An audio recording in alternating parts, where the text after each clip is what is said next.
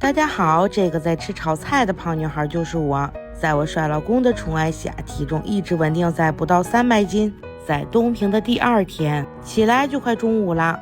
我们收拾完毕，准备去吃点东西，然后再去东平湖转转，在我们酒店的门口吃点简单要了几个炒菜，就是想尝尝这边的松仁玉米。昨天我就想吃这口了。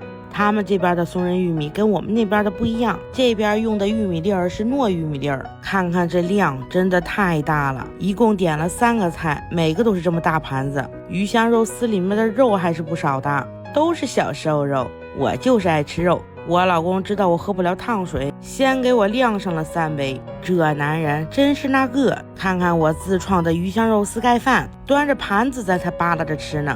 这小味儿炒的也是挠挠的。这小菜儿你就吃吧，一吃一个不吱声。再来整点土豆丝儿，有没有跟我一样喜欢吃这种脆脆的土豆丝儿的？我们选的这几个菜都是最下米饭的。大姑姐给我盛了1小碗的玉米，里面放上点米饭，然后把它搅拌均匀。这个松仁玉米是甜的，配上这碗米饭，别提多好吃了。赶紧浅尝一口吧！我的天呀，直接香拽了，每一粒米饭我都得嗦了干净。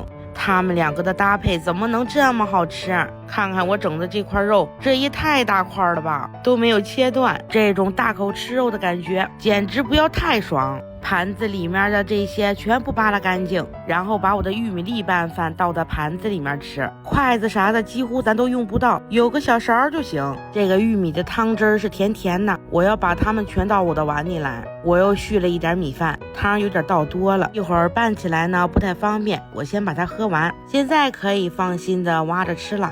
再来几筷子的小土豆丝儿吧，这个玉米粒儿非常合我胃口，势必我要做到光盘行动。看我这一大勺子里面啥都有，谁能懂这一勺子的含金量呀？这也太满足了吧，各种小肉块全到我嘴里来。今天这顿饭直接把我吃美了。大猪跟大姑姐俩人都已经不吃饭了，现在就我还在这吃。咱主打的就是一个不能浪费，必须要做到吃饱饱吃好好。这一杯茶水敬你们。大猪给我晾了半天，咱不能辜负他，3杯我都得喝完。身为一个精致女人，吃完饭后咱就开始补口红。不错不错，我很满意。我发现自驾游的快乐就是走到哪儿都能停，看见好看的景点咱就下去打卡拍照，看见美丽的风景咱自己的心情都不一样了。我们现在来东平湖了，有没有跟我一样喜欢吃景点的烤肠的？停好车，我要去买。转了一圈全都是卖玩具的，烤肠都没有卖的，可能是现在游客不多的原因吧。说真的，来这里真的不错，但是一定要注意防晒。就在这转了这么一小圈，身上都已经出汗了，实在是太热了。其实应该买个草帽戴着过来的，太阳晒的都睁不开眼睛。找一个阴凉的地方坐一会儿吹吹风。能懂我现在在想啥吗？我现在就想来一根烤肠。我们宾馆附近有一个步行街，就是这里啦。这里应该会有卖好吃的吧？确实是走了一圈呀，都没开门。那就整杯小饮料带回去喝吧。